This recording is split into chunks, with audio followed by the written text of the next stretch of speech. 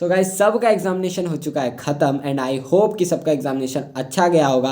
आज मैं बात करने वाला हूँ टॉपिक पे, जिस टॉपिक पे कि अब एग्जामिनेशन ख़त्म हो गया, अब आगे क्या। सबसे बड़ा सवाल है भाई, एग्ज़ाम दे दिया अब क्या करूँ। इंटर का पढ़ाई स्टार्ट कर दूँ, फाउंडेशन ही कंटिन्यू करूँ, या रेस्ट लूँ, चिल मूड में रहूँ जब तक रिजल्ट ना आए। तो आज उसी टॉपिक पे हम लोग करने वाले हैं। मेरा नाम है आयुष। अगर चैनल को सब्सक्राइब नहीं किया तो सब्सक्राइब कर लो। वीडियो अच्छा लगे तो लाइक करना, जो कि लगेगा ही लगेगा, तो लाइक कर ही लो। और चैनल को ज़्यादा से ज़्यादा, वीडियो को ज़्यादा से ज़्यादा शेयर करो।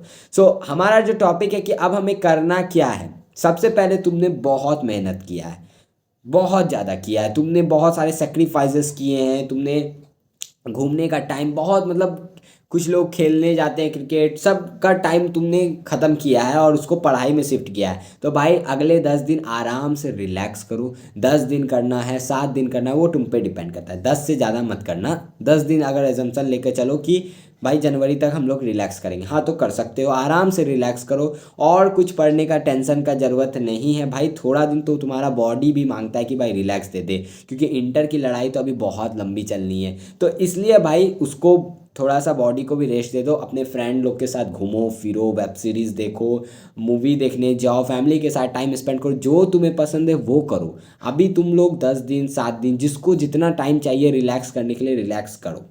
ठीक है, मैं बोल रहा हूँ रिलैक्स करो। क्या इस रिलैक्स करते करते और कुछ नहीं करना है? देखो, पढ़ना कुछ और नहीं है, बट एक काम मैं तुम्हें दे रहा हूँ जो तुम्हें करना है। क्या? सबसे पहले सारे पेपर लो एंड उस पेपर पे एक्सपेक्टेड मार्क्स निकालो, यानी तुम्हारे कितने मार्क्स आ सकते हैं तुम्हारे हिसाब से, वो तुम्हें निकालना है। ये मैं निकालने क्यों बोल रहा हूँ, क्योंकि आगे का जो प्लान है तुम्हारा उस मार्क्स पे ही बनेगा कि भाई अब आगे क्या करना है। कुछ लोग यहाँ बोलते होंगे कि भाई वेट कर लेता हूँ रिजल्ट का, रिजल्ट के बाद स्टार्ट करूँगा जो करना होगा, पास तो पास, फेल तो फेल। देखो, ठीक है, तुम्हारा कहना भी मैं समझ रहा हूँ, बट द प्रॉब्लम पता है क्या है? रिजल्ट आएगा फरवरी के मिड में या फिर लास्ट में, ठीक है, उससे पहले तो आने से रहा रिजल्ट। 1 महीना का तो कम से कम टाइम लगता ही है, 1 मंथ। तो अगर वही लेकर चलो तो फरवरी के मिड में आता है। फरवरी के मिड में आता है, फरवरी होता ही है 28 डेज़ का। तो यहाँ पर बात को समझो, तुम्हारा मई का ऑलरेडी डेट आ चुका है, मई के मिडिल में एग्ज़ाम है। तो तुम्हारे पास महीने कितने बचे? मार्च अप्रैल, अच्छे से तो 2 ही महीने तुम्हारे पास बचे ना प्रिपरेशन करने के लिए। अगर तुम्हारा फाउंडेशन नहीं निकलता है तो भाई तुम्हारे पास सिर्फ 2 महीने बचे हैं वापस से रिकवर होने में। ये एक लॉस होगा तुमको, तुम्हारे पास टाइम ही नहीं रहेगा। दूसरा लॉस तुमको क्या होगा? दूसरा लॉस होगा कि भाई तुमने कुछ नहीं पढ़ा, या इंटर तुम पढ़ने लगे तो तुम फाउंडेशन भूल जाओगे ऑलरेडी, या तुमने कुछ नहीं पढ़ा, रिजल्ट का वेट कर रहे हो, तो भाई तुम्हारा जो रिदम है वो टूट जाएगा, बिल्कुल टूट जाएगा। तुमने कुछ नहीं पढ़ा भाई, तुम भूल जाओगे। 1 महीना बाद जब किताब खोलोगे सब कुछ नया नया लगेगा। तो तुम्हारे पास 2 महीने का टाइम एंड तुम्हारा रिदम टूट चुका है, तो भाई में भी तुम्हारे लिए मुश्किल हो जाएगा। इसलिए बोला जाता है कि रिजल्ट का वेट मत करो भाई। ठीक है ना, 10 दिन रिलैक्स करो ना, कौन मना कर रहा है। 1 फरवरी से स्टार्ट करेंगे हम लोग अपना वापस से रीशेड्यूल। तो उसके लिए तुमको एक्सपेक्टेड मार्क्स निकालना होगा भाई, पेपर चेक करना होगा। कुछ लोग ये सोच के नहीं करते भाई चेक करूंगा, अगर कम मार्क्स आएगा तो मैं सोच सोच के टेंशन लूंगा। भाई अब टेंशन लेने से क्या होगा?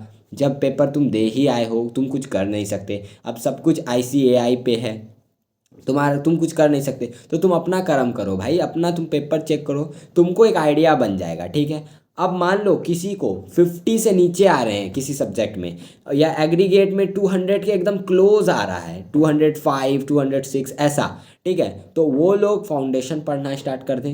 एंड जिनका 50+ आ रहा है सारे सब्जेक्ट में, एग्रीगेट में भी 210 पास है, वो लोग इंटर पढ़ना स्टार्ट करते हैं। यानी कि जो कॉन्फिडेंट है कि मेरा निकल जाएगा, किसी सब्जेक्ट में नहीं रुकेगा, मार्क्स भी 210 पार हो जाएगा, सारे सब्जेक्ट में भी 50+ है, तो भाई वो लोग इंटर स्टार्ट कर सकते हैं। जिनका थोड़ा भी 19-20 भी है ना भाई, डाउट कि नहीं भाई ये नहीं निकल पाएगा, वो क्या करे? वो लोग को सीधा स्टार्ट करना है फाउंडेशन। मैं क्यों बोल रहा हूँ? क्योंकि मैंने बताया तुम्हारे पास टाइम नहीं रहेगा। अब देखो, कौन सा सब्जेक्ट से स्टार्ट करना है वो भी मैं बता देता हूँ। सबसे पहले जिस सब्जेक्ट में तुम्हें लग रहा है कि तुम नहीं निकल पाओगे, वो सब्जेक्ट उठाओ और उसी को पढ़ना स्टार्ट कर दो। सपोज करो तुम्हें लग रहा है मैथ में कि नहीं निकल रहा है, तो भैया मैथ उठाओ और मैथ पढ़ना स्टार्ट कर दो। छोटे छोटे चैप्टर से स्टार्ट करो, या एक बार हल्के हल्के चैप्टर उठाओ। अभी भारी चैप्टर उठाने की ज़रूरत नहीं है, छोटे छोटे हल्के हल्के चैप्टर, या फिर ऐसे चैप्टर जो इजी हैं बट हाई वेटेज वाले हैं, ठीक है, उन चैप्टर्स को उठाओ। इसके साथ एक और सब्जेक्ट तुम्हें करना है, कौन सा? लॉ। लॉ में क्यों करने बोल रहा हूँ? देखो, मान लो अगर तुम्हारा फाउंडेशन नहीं निकला, तो भाई तुम मैथ करते आ रहे हो, तो तुमने मैथ का प्रिपरेशन कर दिया जिसमें तुम फेल हुए हो। मैं एग्जांपल लेके चल रहा हूँ कि तुम्हारा मैथ में नहीं होगा, ठीक है। अगर मान लो अकाउंट्स में दिक्कत है तो अकाउंट्स पढ़ो, यानी जो सब्जेक्ट में तुमको लग रहा है कि इसमें मेरा नहीं निकल सकता वही सब्जेक्ट तुमको लेकर पहले पढ़ना है। एंड उसके साथ कॉम्बिनेशन में लॉ को रखना है। क्यों मैं लॉ को बोल रहा हूँ, सबसे पहले अगर फाउंडेशन नहीं निकलेगा तो तुम लॉ पढ़ लोगे तो तुम्हारा कॉन्फिडेंस बढ़ जाएगा लॉ में, और तुम अच्छे से वर्क कर पाओगे और अच्छे से लिख पाओगे। ये तुमको बेनिफिट तो फाउंडेशन में मिलना ही मिलना है, ये तो कोई दिक्कत वाली बात ही नहीं है, मिलना ही मिलना है। अब अगर तुम लोग पास हो जाते हो तो इंटर में लॉ है, इंटर में भी लॉ है। एंड पता है बहुत चीज़ इंटर का फाउंडेशन का स्टार्ट होता है एंड फिर आगे बढ़ता है, यानी फाउंडेशन बेस है, उससे आगे इंटर जाता है। तो मान लो अगर तुम लॉ से स्टार्ट कर रहे हो, और कौन से लॉ में कौन से चैप्टर से, कंपनीज एक्ट 2013 से स्टार्ट करना है तुम्हें। कंपनीज एक्ट क्यों करने बोल रहा हूँ, क्योंकि लॉ में भाई जो कॉर्पोरेट लॉ है उसमें पूरा कंपनीज एक्ट इन डिटेल है इंटर में। अगर तुम फाउंडेशन में पढ़ लोगे तो वो जो फाउंडेशन का पार्ट है वो इंटर में भी है एंड उससे ज़्यादा भी है। तो तुम अगर फाउंडेशन तुम पढ़ लिए तो भाई इंटर का तुम्हारा बेस तो हो गया, बेस फिर से मजबूत हो गया। तुमको इंटर में दोबारा वो चीज़ पढ़ने ही नहीं पड़ेगा, इंटर में नया चीज़ ऐड करो। अब जैसे कि ओपीसी वाला केस है, क्या तुमने ओपीसी फाउंडेशन में पढ़ा? हाँ पढ़ा, कि ओपीसी में एक नॉमिनी होता है जो कि कभी भी अपना कंसेंट वापस ले सकता है, ये तुमने पढ़ा। इंटर में तुम क्या पढ़ोगे कि हाँ भाई वो कंसेंट वापस लेगा, तो वो जैसे वापस लेगा जो मेंबर है उसके पास 15 दिन का टाइम होगा, उस 15 दिन में उसको नया नॉमिनी अपॉइंट करना होगा उससे रिटर्न कंसेंट लेकर। ये तुमने इंटर में एक्स्ट्रा पढ़ा। तो भाई फाउंडेशन वाला चीज़ तो नॉमिनी क्या होता है, कौन नॉमिनी बन सकता है, ये चीज़ अगर तुम फाउंडेशन में कर लिए तो इंटर में दोबारा पढ़ने की ज़रूरत नहीं है। तो यहाँ पर इंटरलिंक हो रहा है, तो इसलिए मैं बोल रहा हूँ पहले कंपनीज एक्ट करना, क्योंकि कंपनीज एक्ट का जो बेसिक है वो इंटर में भी है, तो इससे तुम्हारा लॉस नहीं होगा। अगर तुम फाउंडेशन में फेल कर रहे हो तो भैया लॉ तुम्हारा 21 मार्क्स का कंपनीज एक्ट है, तुम आराम से कॉन्फिडेंस में होके जाओगे। अगर तुम पास कर जाओगे तो इंटर का बेस हो गया तुम्हारा।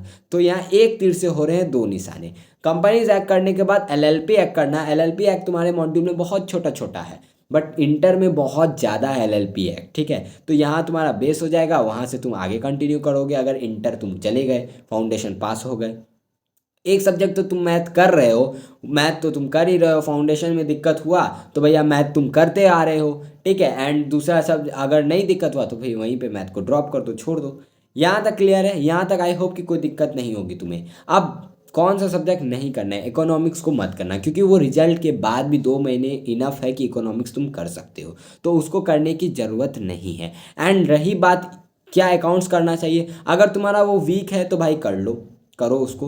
अगर वीक नहीं है तब तो भैया छोटे छोटे चैप्टर कर सकते हो, बीआरएस, बायबैक, ये सब कर सकते हो, या उसको छोड़ भी सकते हो, वो भी 2 महीना में ईजिली हो जाएंगे, तो उसमें कोई दिक्कत वाली बात नहीं है। तो इस स्ट्रैटेजी को फॉलो करो, ठीक है। और मैं 1 फरवरी को आऊँगा, मई के लिए मैंने बहुत कुछ सोचा है। जैन में मेरे को उतना टाइम नहीं मिला था, बट मई में मैं रहूँगा तुम लोग के साथ।